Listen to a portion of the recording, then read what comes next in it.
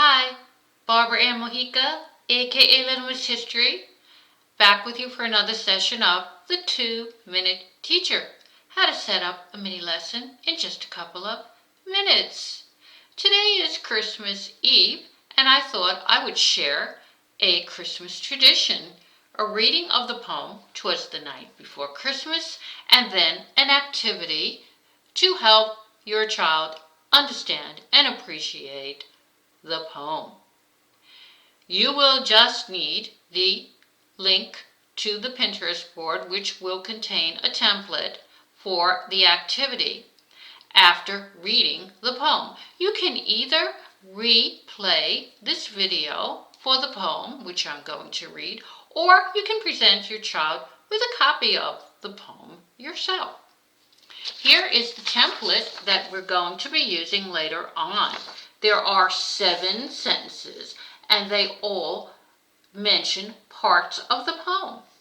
You're going to ask your child to read the 7 sentences and think about the order in which things happen. When your child thinks he or she has it, they're going to cut out each of these strips and paste them on the template in the correct order. Of course, younger children may need some help with the cutting and pasting. And now I'm going to read the poem, "'Twas the Night Before Christmas." 'Twas the night before Christmas, when all through the house not a creature was stirring, not even a mouse. The stockings were hung by the chimney with care, in hopes that St. Nicholas soon would be there. The children were nestled all snug in their beds, white, while visions of sugar plums danced in their heads.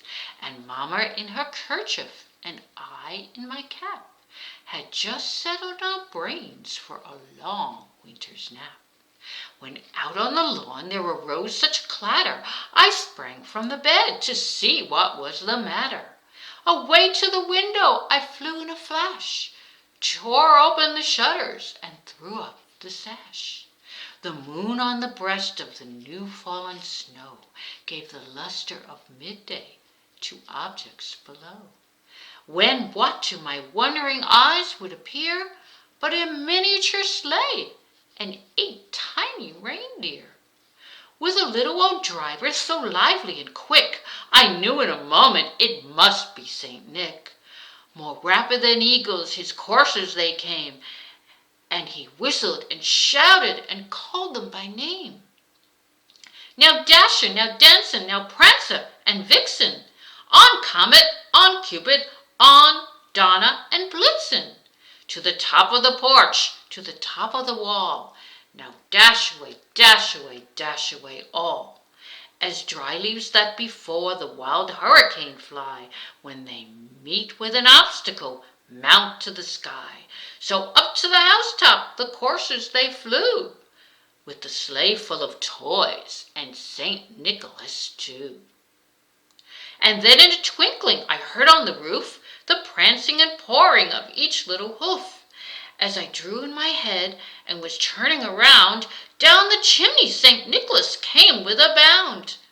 He was dressed all in fur from his head to his foot, and his clothes were all tarnished with ashes and soot. A bundle of toys he had flung on his back, and he looked like a peddler just opening his pack. His eyes, how they twinkled, his dimples, how merry, his cheeks were like roses, his nose like a cherry. His droll little mouth was drawn up like a bow, and the beard of his chin was as white as the snow.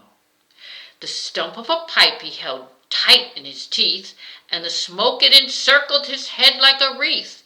He had a broad face and a round belly that shook when he laughed like a bowl full of jelly.